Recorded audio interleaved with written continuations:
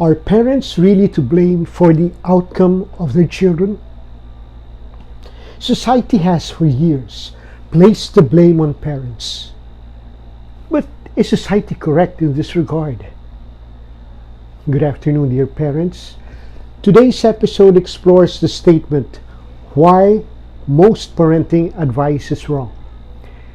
We will kick off with a talk from Ms. Yuko Munakata. In her talk, Ms. Yuko shares gems of thoughts that will help us understand one of the intricacies of parenting. To quote her, how can parenting books tell people how to raise successful, happy, self-reliant children if the same parenting can actually lead to different outcomes in the same home? Let's listen to Ms. Yuko Munakata. A few years ago, a student came up to me after the second day of my class on parenting and child development. She hesitated for a second, and then she confessed, "I'm really interested in this material, but I was hoping your class would help me to become a better parent if I have kids someday." She was disappointed. We were going to talk about how parents do not have control in shaping who their children become. She jumped to the conclusion that my class wouldn't help her. I was caught off guard. Would confronting the science of parenting and child development not be relevant to being a good parent? I hope that my class changed her mind. Parents want what's best for their children. Young and old parents, rich and poor, married and divorced. And parenting books promise to show how to achieve the best outcomes, to address the difficult decisions that parents face every day, and in the process, to reveal why each of us turned out the way we did. The problem is that parenting books send conflicting messages. Tiger parenting or free-range parenting? Parent like the Dutch to raise the happiest kids in the world, or like the Germans to raise self-reliant children? The one consistent message is that if your child isn't succeeding, you're doing something wrong. There's good news though. The science supports a totally different message that is ultimately empowering. Trying to predict how a child will turn out based on choices made by the parents is like trying to predict a hurricane from the flap of a butterfly's wings. Do you know the butterfly? The proverbial one that flaps its wings in China, perturbing the atmosphere just enough to shift wind currents that make their way to the skies over tropical white beaches, intensifying the water evaporating from the ocean in a spiral of wind, and fueling a hurricane in the Caribbean 6 weeks after that flutter of wings. If you are a parent, you are the butterfly flapping your wings. Your child is the hurricane, a breathtaking force of nature. You will shape the person your child becomes like the butterfly shapes the hurricane, in complex, seemingly unpredictable, but powerful ways. The hurricane wouldn't exist without the butterfly. Wait, you might ask, what about all the successful parents with successful children, or the struggling parents with struggling children? They might seem to show the simple power of parenting. But children can be shaped by many forces that are often intertwined, like successful parents, successful genes, successful peers, and a culture of success that they grow up in. This can make it hard to know which forces influence who children become. Okay, you might think, yes, it's hard to pull apart all these possible forces, but we can make pretty good guesses about the importance of parents. Perhaps. Well, how many of you know how a bicycle works? Right, you've seen people riding bikes, maybe you've ridden one yourself, or even tried to teach someone else how to do it. Just like parenting. You've seen people doing it, maybe you've done it yourself, or even tried to teach someone else how to do it. We can feel confident about what we know. When we say we know how a bicycle works, we think we have something in our heads like this. Something that relates the pedals to the chain and to the wheels. But when you ask people to explain how a bicycle works, they produce drawings like this, and like this. People have no idea how bicycles work, or zippers, or rainbows, or even topics they argue passionately about. When you push people to explain how these things work, they usually can't. Just caring about something like parenting, or feeling confident about it, doesn't guarantee that we understand it. And everyone can't possibly be right about how parenting works, given how wildly beliefs have varied. Some societies, like the Javanese in Indonesia, viewed biological parents as too lenient, so children were better off with foster parents. Mothers in a hunter-gatherer society regretted when their children cut themselves while playing with knives, but they thought the cuts were worth the freedom to explore. Even within one society like ours, parenting wasn't a common term until the 1970s. Before then, parents weren't viewed as active shapers of children's futures. Years from now, people may look back on today's views and feel just as amazed as we feel when hearing about other times and places.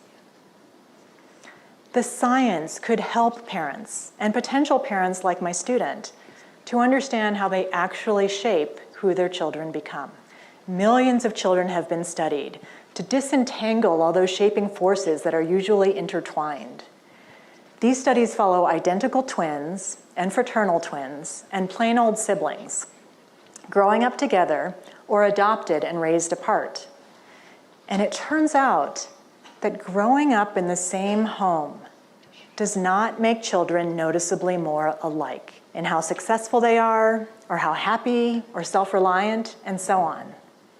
Imagine if you had been taken from birth and raised next door by the family to the left, and your brother or sister had been raised next door by the family to the right.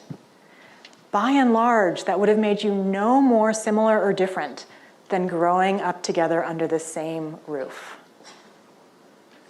On the one hand, these findings seem unbelievable. Think about all the ways that parents differ from home to home, and how often they argue, and whether they helicopter, and how much they shower their children with love.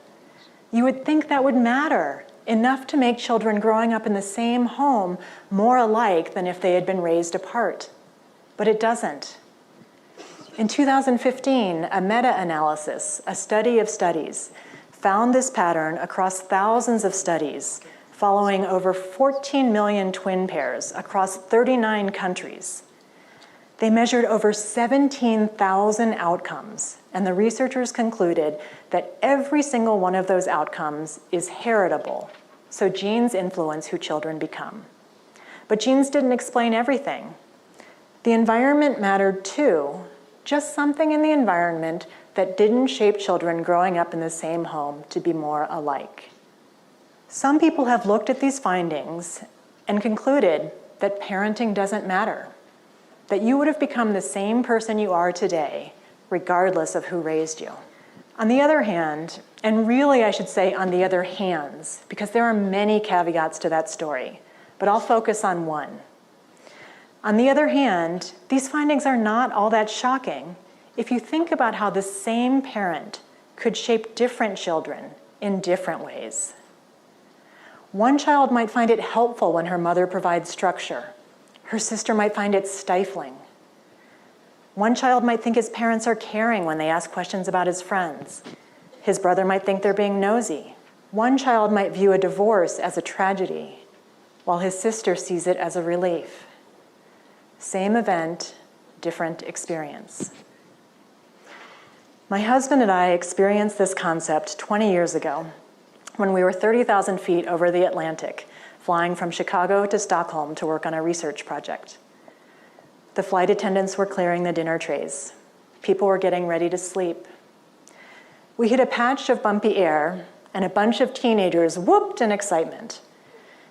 Then all of a sudden, the plane was plummeting. Children and food carts hit the ceiling. The plane seemed to stabilize, but then plummeted again. The ceiling panels flew up into their compartments from the force, revealing wiring inside. Debris came crumbling down on us. People were screaming and sobbing. The plane plummeted again. After an eternity, the pilot came on and announced, "We don't know what that was. We don't know what's coming. Stay in your seats." My husband came away from that experience feeling like planes are incredibly safe. The airline sent a letter informing us that we hadn't simply been falling across those thousands of feet of clear air turbulence. The plane had been subjected to forces greater than 2G. We learned that planes can withstand forces many times larger. So my husband feels safe flying. He seems genuinely baffled by how anyone could feel otherwise. I get that concept, but only in the abstract. I've never been able to fly the same way since. Same event, different experience. Just because an event doesn't shape people in the same way, that doesn't mean it had no effect. Your parenting could be shaping your children, just not in ways that lead them to become more alike. Your parenting could be leading your first child to become more serious, your second child to become more relaxed, your first child to want to be like you, your second child to want to be nothing like you. You are flapping your butterfly wings to your hurricane children. This isn't how we typically think about parenting. It doesn't make for simple advice. How could parenting books tell people how to raise successful, happy, self-reliant children if the same parenting can lead to different outcomes for children in the same home? At this point, you might be thinking, like students in my class sometimes say, okay, we get it. Development is complicated. And maybe it's not worth studying because it's too complicated. But meaning can be made from chaos. Scientists now understand how babies go from these apparent lumps to become walking, talking, thinking, social, independent beings. They understand this process well enough to intervene, to test newborns, for example, and treat them for a genetic condition that used to lead to mental retardation. Scientists are developing ever more sophisticated understanding of how parents could shape their children's futures. Science can tell us a lot, but it will never tell us everything. So what can we do with this? First, know that parents matter. That might seem obvious, but smart people are arguing otherwise, and what seems obvious is not always true, as we've seen. Second, know that how parents matter is complex and difficult to predict. For anyone who has ever been a parent, stop blaming yourself as if you are in control of your child's path. You have influence, but you don't have control.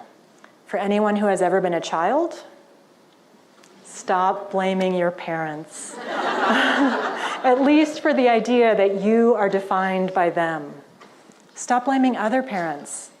A recent survey of thousands of parents revealed that 90% of mothers and 85% of fathers feel judged. Close to half feel judged all the time or nearly all the time by people they know and by complete strangers. These judgments probably don't reflect what's best for the kids. How could they, given how profoundly parenting has varied around the world and across time? And given how the same parents can shape children under the same roof in such different ways. Even when parents try their best, they can't satisfy everybody. There's only so much time. This is especially true for dragon parents. The author Emily Rapp came up with this term after her baby was diagnosed with Tay-Sachs disease. She knew then that Ronan would never walk or talk. He would likely die before turning 4. I did not know that this could also be the fate of my firstborn son. He was born with a condition that prevents the intestine from absorbing nutrients or water for the body. It affects 1 in 5 million babies. 1 in 5 million. It is so rare that one doctor felt confident telling us that we would be screwed if that's what our baby had. He was the one who had to break the news to us later. Dragon parents have a lot to say about parenting, even though they know their children will die young, or in my case, even if we have no idea whether our babies will live. Emily Rapp wrote, "We will not launch our children into a bright and promising future, but see them into early graves. This requires a new ferocity, a new way of thinking, a new animal. We are dragon parents, fierce and loyal and loving as hell. Our experiences have taught us how to parent for the here and now, for the sake of parenting, for the humanity implicit in the act itself. Parenting, I've come to understand, is about loving my child today, now. In fact, for any parent, anywhere, that's all there is." I had thought that my expertise in child development would help prepare me for becoming a parent. Instead, becoming a parent helped me to see the science in a whole new light. So third, appreciate how powerful the moments can be because of what they mean for you and your child right now, not because of what they mean for your child long term, which you do not know. The activist Andrew Solomon noted, "Though many of us take pride in how different we are from our parents, we are endlessly sad at how different our children are from us." Maybe we could be less sad if we were more realistic, if we let go of the notion that our children's futures are in our control, if we can embrace the complexity of our children's development that can transform how we approach those parenting decisions we face each day, and empower us to realize how much more there is to having a child than trying to shape a specific outcome. So much more, which I appreciate every day in moments with my firstborn son, who is thriving, and with his younger brother, and the unique paths they are taking. We are not screwed. The science of parents and children, butterflies and their hurricanes, can free people to focus on what is most important and meaningful in our lives. This can make the experience of being a parent and the experience of having been a child more realistic and satisfying for everyone involved. And that, I think, is very relevant to being a good parent. One of the important points Ms. Yuko pointed out that hits the proverbial bullseye has something to do with parents blaming themselves for the outcome of their children. I have seen this in so many families, with the guilt eating up on the aging parents, bringing them to peaks of anxiety and despair. Yes, we do have an influence on our children, but so do their genes and the environment they move around in. We shape our children in different ways, according to how we feel they need us. Different children in different ways. Yes, we can influence them, but we cannot control who they will become. But the most important point Ms. Yuko shared in her talk is that parents should be parents for the here and the now. We should appreciate how powerful the present moments can be because of what they mean to us and our children right now, with no long-term reason. This is one thing lacking in today's parenting. Parents always say that they focus on work, spending less time with their families for the future of their children. But the future is yet to be written. What most parents miss out on are the special moments needed by their children now, at this point in time. For it is those special moments spent with them that actually serve as foundations for the influence we have as parents, those that we can have on them. We may not be the best in comparison to others, but then we are not the others. We are who we are, and our children need us to be who we are for them. Let us enjoy and spend wonderful moments with them, for pretty soon those moments will be just memories of the past that both we and our children can hopefully cherish and look back on. May the ties that bind families be with us always. Until next week, this is your host, Toti San Pedro.